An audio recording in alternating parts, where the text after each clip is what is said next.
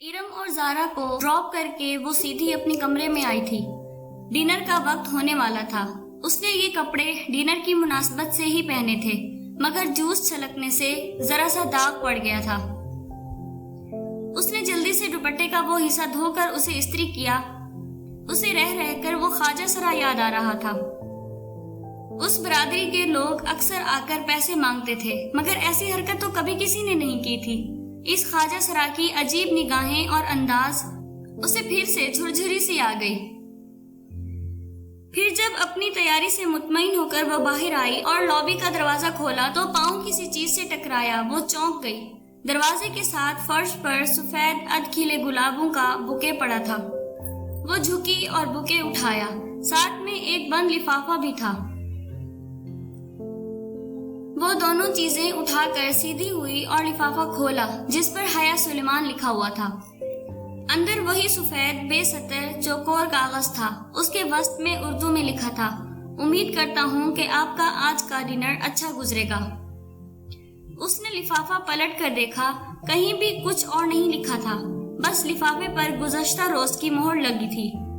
یہ کون تھا اور کیوں اسے پھول بھیج رہا تھا؟ وہ بوکے اور خط کمرے میں رکھ کر سارے معاملے پر الجھتی ہوئی باہر آ گئی۔ تایا فرقان کے گھر خوب چہل پہل تھی۔ لاؤنج میں سب کزنز بیٹھے تھے۔ ایک طرف خواتین کا گروہ خوش گپوں میں مشغول تھا۔ مرد حضرات یقیناً ڈرائنگ روم میں تھے۔ ان کے خاندان میں کزنز کی بے تکلفی کو بری نظر سے نہیں دیکھا جاتا تھا۔ تایا فرقان چاروں بہن بھائیوں میں سب سے زیادہ سخت تھے اور ان کی سختی ارم کے اسکارف لینے اور گھر سے باہر لڑکوں سے بات کرنے پر تھی۔ ارم اور باقی کزنز بھی عموماً اپنے کزنز کے سوا باہر کسی اور لڑکے سے بات نہیں کرتی تھیں۔ حیا اور ارم تو پڑھتی بھی آل وومن یونیورسٹیز میں تھیں۔ ہاں، دوسرے چچا اور خود سلیمان صاحب مستقبل میں اپنے بچوں کی شادیاں یقیناً مکسڈ گیدرنگ میں ہی رکھیں گے، یہ سب کو معلوم تھا۔ ان کا خاندان زیادہ بڑا نہ تھا، وہ لوگ 3 بھائی اور 1 بہن تھے۔ تایا فرقان سب سے بڑے تھے۔ داور، فروخ اور ارم ان کے بچے تھے۔ فروخ میڈیکل کر چکا تھا اور آج کل پولی کلینک سے ہاؤس جاب کر رہا تھا۔ وہ حیا سے 3 سال بڑا تھا۔ سمی فروخ سے سال بھر چھوٹا تھا اور MBA کے بعد جاب کر رہا تھا۔ ارم حیا سے سال بھر چھوٹی تھی۔ آج کل سب سے بڑے داور کی شادی کی تیاریاں چل رہی تھیں۔ تایا فرقان کے بعد سلیمان صاحب تھے۔ حیا ان کی اکلوتی بیٹی تھی اور روہیل اکلوتا بیٹا۔ روہیل پڑھائی کے سلسلے میں امریکہ ہوتا تھا اور اب ان کے گھر میں سلیمان صاحب، فاطمہ بیگم اور حیا تھیں۔ بس یہی تینوں تھے۔ پھر زاہد چچا تھے۔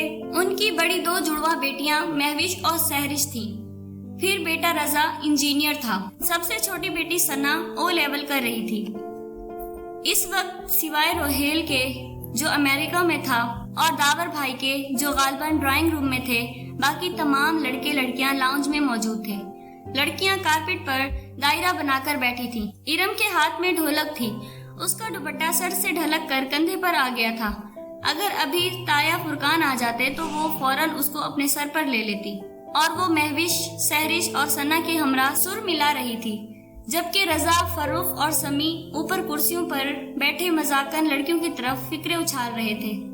ہیلو ایوری ون، وہ سینے پر ہاتھ باندھے چلتی ہوئی ان کے قریب آ کر رکی تو سب کی نگاہیں اس کی طرف اٹھیں۔ چہرے کے دونوں اطراف میں گرتے سیدھے بال، بڑی بڑی کاجل کی لبریز آنکھیں، وہ تھی ہی اتنی حسین کہ ہر اٹھی نگاہ میں ستائش امٹ آتی۔ حیا کیسی ہو؟ آؤ چلو ان لڑکوں کو ہراتے ہیں، آؤ بیٹھو نا۔ بہت سی آوازیں اس سے ٹکرائیں مگر اس نے بے نیازی بھری مسکراہٹ سے شانے اچکائے۔ پہلے میں سائمہ تائی کی کچن میں ذرا ہیلپ کروا دوں۔ اس نے ارم کی امی کا نام لیا جن کو اس نے آتے ہوئے اٹھ کر کچن کی طرف جاتے دیکھا تھا۔ سائمہ تائی نے یقیناً اس کو آتے نہیں دیکھا تھا ورنہ اسے بلوا لیتی۔ ارم سے زیادہ سمجھدار تو بقول ان کے حیا تھی۔ سائمہ تائی کے پیچھے زاہد چچا کی بیگم عابدہ چچی بھی چلی گئیں۔ اب صوفے پر حیا کی امی فاطمہ بیگم تنہا بیٹھی تھیں۔ اماں میں ذرا سائمہ تائی کی ہیلپ کرا دوں۔ ان کو اپنی طرف دیکھتا پا کر اس نے اپنی بات دہرائی تو انہوں نے مسکرا کر سر ہلایا وہ مطمئن سی آگے بڑھ گئی۔ راہداری پار کر کے کچن کے دروازے کی سمت بڑھی ہی تھی کہ سائمہ تائی کی تیز آواز سماعت سے ٹکرائی۔ جیسے میں جانتی ہی نہیں ہوں کہ یہ سارے رنگ ڈھنگ کس لیے ہوتے ہیں۔ ایک میرے ہی بیٹے ملے ہیں اس کو پاگل بنانے کے لیے۔ وہ بے اختیار 2 قدم پیچھے دیوار سے جا لگی۔ یہ سائمہ تائی کس کے بارے میں بات کر رہی تھی؟ تبھی میں کہوں بھابھی کہ رضا کیوں ہر وقت حیا کرتا ہے؟ وہ عابدہ چچی تھی۔ اپنے نام پر وہ چونک سی گئی۔ وہ کہہ رہی تھی، پچھلی دفعہ جب ہم سلیمان بھائی کے گھر کھانے پر آئے تھے تو کیسے نک سک سے تیار پھر رہی تھی۔ تب سے رضا میرے پیچھے پڑا ہے کہ حیا کا رشتہ مانگے۔ اس لڑکی کو لڑکوں کو متوجہ کرنے کا فن آتا ہے۔ میں نے اور فرقان نے کتنی ہی مشکل سے داور کے دل سے اس کا خیال نکالا تھا۔ وہ تو اڑ ہی گیا تھا شادی کرے گا تو صرف حیا سے، مگر جب فرقان نے سختی کی کہ بھلا ایسی بے پردہ اور آزاد خیال لڑکی کو اپنی بہو بنا کر ہم نے اپنی آخرت بگاڑنی ہے کیا، تب کہیں جا کر وہ مانا۔ مگر اب فروخ کیا کروں اس لڑکے کا؟ وہ ابھی بھی اس طرح کیل کانٹوں سے لیس ہو کر آ جائے گی اور فروخ پھر اس کے جانے کے بعد ضد پکڑ لے گا۔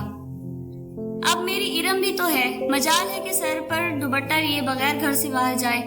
سائمہ تائی فخر سے کہہ رہی تھی اور وہ دھواں ہوتے چہرے کے ساتھ بمشکل دیوار کا سہارا لیے کھڑی تھی۔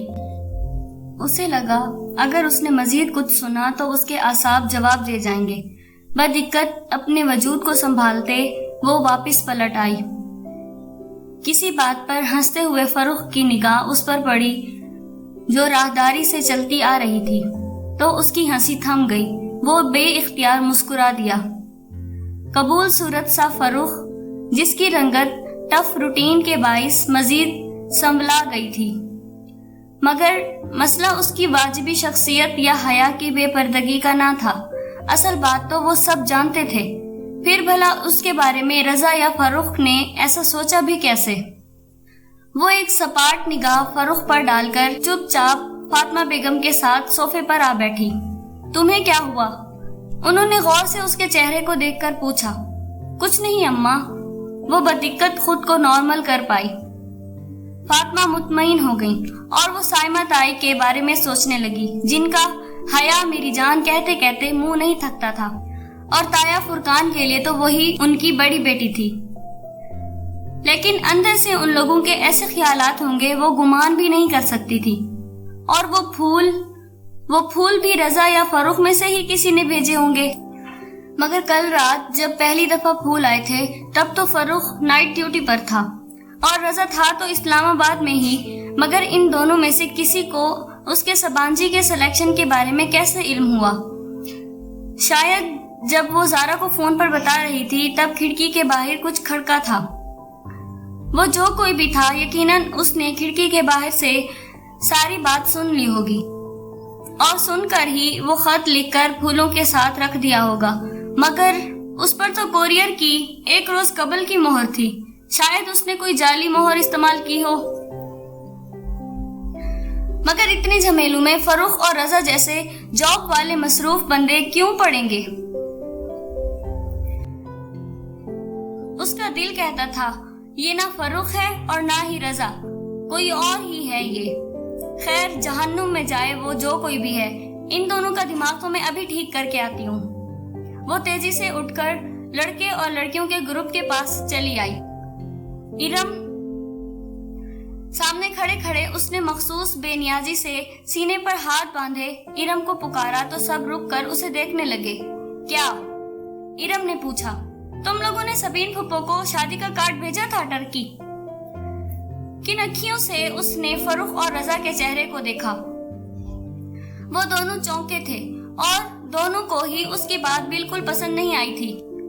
پھپھو کا کارڈ سلیمان چچا کو دے دیا تھا، انہوں نے بھجوا دیا ہوگا، اور ہاں پھپھو کو ابا نے فون کر دیا تھا۔ کیا وہ آئیں گی؟ آنا تو چاہیے، آخر قریبی رشتہ ہے، تم سے نہ صحیح ہم سے تو ہے۔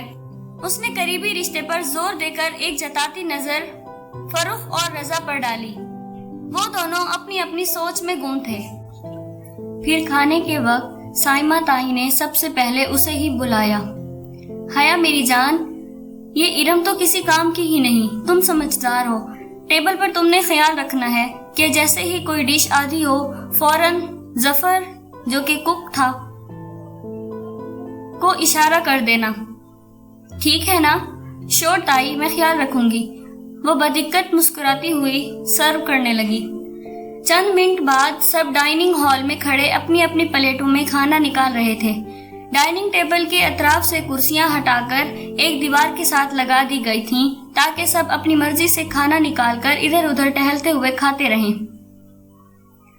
تایا جان، آپ نے سلاد تو لیا ہی نہیں؟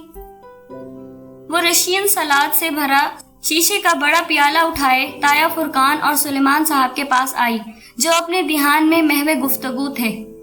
وہ اس کے پکارنے پر چونکے۔ تھینک یو بیٹا۔ تایا فرقان مسکرا کر چمچے سے سلاد اپنی پلیٹ میں نکالنے لگے۔ وہ شلوار کرتے میں ملبوس تھے، کندھوں پر شال تھی اور باروب چہرے پر مونچھیں۔ سلیمان صاحب ان کے برعکس کلین شیو ڈنر سوٹ میں ملبوس خاصے سمارٹ اور ہینڈسم لگ رہے تھے۔ دونوں کی سوچ بھی اپنے حلیوں کی ہی مانند تھی۔ ابا آپ بھی لینا۔ سلیمان، تم نے سبین کو کارڈ پوسٹ کر دیا تھا؟ تایا کو اچانک شاید اس کی شکل دیکھ کر یاد آیا۔ سلیمان صاحب کا چمچے میں سلاد بھرتا ہاتھ ذرا سست ہوا اور چہرے پر کڑواہٹ پھیل گئی۔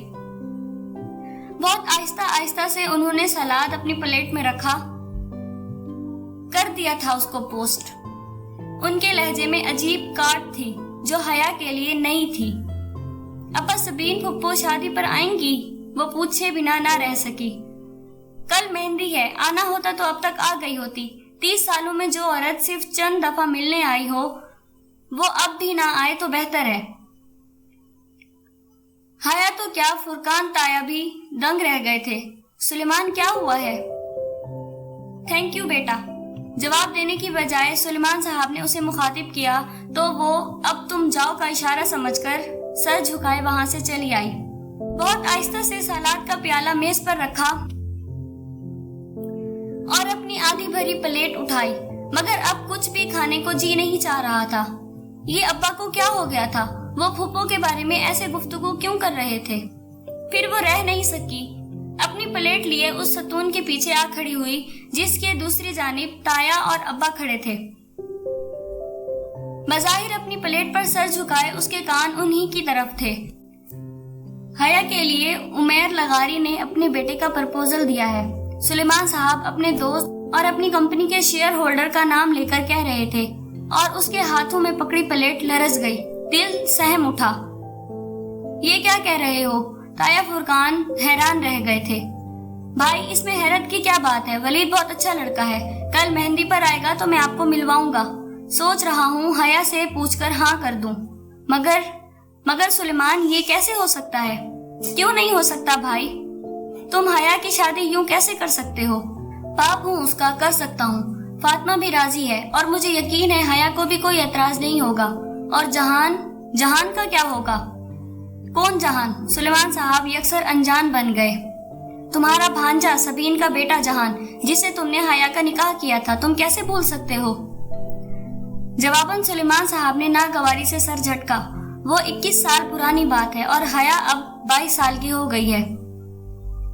بے وقوفی کی تھی میں نے کہ سبین پر اعتبار کر کے اپنی بچی کا نکاح اس کے بیٹے سے کر دیا تھا۔ کیا ان 21 برسوں میں کبھی سبین نے مڑ کر پوچھا کہ اس نکاح کا کیا بنا یا کیا بنے گا؟ زیادہ سے زیادہ وہ 6 ماہ میں ایک فون کر لیتی ہے اور 3 منٹ بات کر کے رکھ دیتی ہے۔ آپ کو لگتا ہے کہ وہ لوگ اس رشتے کو قائم رکھنا چاہتے ہیں؟ مگر سبین تو سکندر کی وجہ سے، تم جانتے ہو، وہ الٹے دماغ کا شخص ہے۔ فرقان صاحب کہہ رہے تھے۔ میں کیسے مان لوں کہ صرف اپنے مغرور اور بد دماغ شوہر کی وجہ سے وہ اپنے بیٹے کا نکاح بھول سکتی ہے؟ اتنے برس بیت گئے، اس نے پھر کبھی رشتے یا شادی کی بات منہ سے نہیں نکالی۔ میں اس سے کیا امید رکھوں؟ مگر جہان تو اچھا لڑکا ہے۔ تم مجھ سے ملے تو تھے پچھلے سال جب تم استنبول گئے تھے۔ جی، جہان سکندر، اچھا لڑکا، مائی فٹ۔ انہوں نے تلخی سے سر جھٹکا۔ اس کے تو مزاج ہی نہیں ملتے۔ وہ ٹرکی میں پیدا ہوا ہے، اس نے کبھی پاکستان کی شکل تک نہیں دیکھی، نہ اسے اردو آتی ہے اور نہ ہی پنجابی۔ کبھی ان تمام برسوں میں اس نے اپنے کسی ماموں کا حال پوچھا؟ کبھی فون کیا؟ मैं ये सब भूल जाता, मगर जब मैं पिछले साल इस्तांबुल गया था तो क्या आप यकीन करेंगे भाई कि मैं वहाँ 18 रोज रहा। मैं रोज सबीन के घर जाता था। सिकंदर तो मिला ही नहीं, और जहान आखिरी रोज मुझसे मिला, और वो भी 15 मिनट के लिए बस। वो भी जब उसकी माँ ने मेरा नाम बताया तो काफी देर बाद उसे याद आया कि मैं उसका कोई दूर पार का मामू होता हूँ। फिर जानते हैं वो मुझसे क्या पूछने लगा? क्या पाकिस्तान में रोज बम धमाके होते हैं और क्या वहाँ इंटरनेट की सहूलत मौजूद है? फिर उसका फोन आया और वो उठकर चला गया। मैं कभी हया के लिए कोर्ट से खुला ना लेता। अगर मैं उस रोज एक तुर्क लड़की को जहान को घर ड्रॉप करते ना देख लेता। जब मैं फ्लाइट पकड़ने से कबल सबीन को खुदा हाफिज कहने गया था, उस लड़की के साथ उसकी बेतकल्लुफी अल अमान। वो सिकंदर शाह का बेटा है और वो अपने बाप पर ही गया है। मैं समझता था कि अगर अहमद शाह जैसे अजीम इंसान का बेटा होकर सिकंदर उसके बरक्स निकला है, तो वैसे ही जहान भी अपने बाप के बरक्स निकलेगा और एक अच्छा इंसान होगा। मगर नहीं, वो उसी मगरूर आदमी का मगरूर बेटा है। हया कौन है, उसका उनसे क्या ताल्लुक है, ये बात ना जहान को याद थी ना सबीन को। सबीन तो ये जिक्र ही नहीं करती। अब मैं अपनी बेटी को जबरदस्ती उनके घर भेज दूं क्या? खैर, कल वलीद से मिलवाऊंगा आपको। अब जो भी रिश्ता अच्छा लगेगा मैं हया की वहाँ शादी कर दूंगा। और अब उसमें मजीद सुनने की ताब ना थी। वो सफेद चेहरा लिए बोझल कदमों से चलती उनसे दूर हट गई। जहान सिकंदर को उसने कभी नहीं देखा था, बस बचपन से अपने और उसके रिश्ते के मुतालिक सुना था। वो साल भर की थी जब सबीन फुप्पो पाकिस्तान आई और फरते जज्बात में अपने 8 साला बेटे के लिए उसका रिश्ता मांग लिया। जज्बाती सी कार्रवाई हुई और दोनों बहन भाइयों ने बच्चों का निकाह कर दिया। तब 8 साला जहान उनके साथ था। फिर वो टर्की चला गया। 21 साल गुजर गए। वो टर्की में ही रहा, कभी पाकिस्तान नहीं आया, और एक विजिट के बाद तो सबीन फुप्पो भी नहीं आई। ना कभी उन्होंने कोई तस्वीर भेजी और ना ही कोई खत लिखा। अगर कभी कोई टर्की चला जाता तो उनसे मिल आता, वरना उनसे राब्ता ना होने के बराबर था। इंटरनेट वो इस्तेमाल नहीं करती थी। अगर जहान करता था तो भी उसका कोई ईमेल, फेसबुक, ट्विटर, किसी के पास कुछ भी नहीं था। इरम वगैरह उसे फेसबुक पर सर्च कर करके थक गए थे, मगर टर्की का कोई जिहान सिकंदर इन्हें नहीं मिल सका। शुरू के चंद बरस फुप्पो बहुत फोन करती थी, फिर आहिस्ता आहिस्ता ये राब्ते जिंदगी की मसरूफियात में खो गए। 3 माह में एक फोन उनका आ जाता और 3 माह बाद एक फोन इधर से चला जाता। यूं 6 माह में 2 ही दफा बात हो पाती।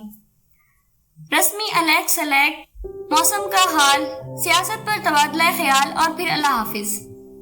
इन तमाम बातों के बावजूद वो खुद को ज़हनी और जज्बाती तौर पर जहान से वाबस्ता कर चुकी थी। निकाह के वक्त की तस्वीर आज भी उसके पास महफूज थी। 8 साला, भूरे बालों और सुनहरी रंगत वाला खूबसूरत सा लड़का, जिसको उसने अपने रूबरू कभी नहीं देखा था। और शायद टर्की जाने की सारी खुशी की वजह भी यही थी, जिस पर अब्बा ने पानी फेर दिया था। उस रोज उसे रह रहकर फुप्पो और जहान पर गुस्सा आ रहा था, जिनकी बेरुखी के बाइस अब ये रिश्ता एक सवालिया निशान बनकर रह गया था। मगर खैर, दावर भाई की शादी हो जाए और सेमेस्टर खत्म हो जाए, फिर वो टर्की जाएगी और उन लोगों को जरूर ढूंढेगी।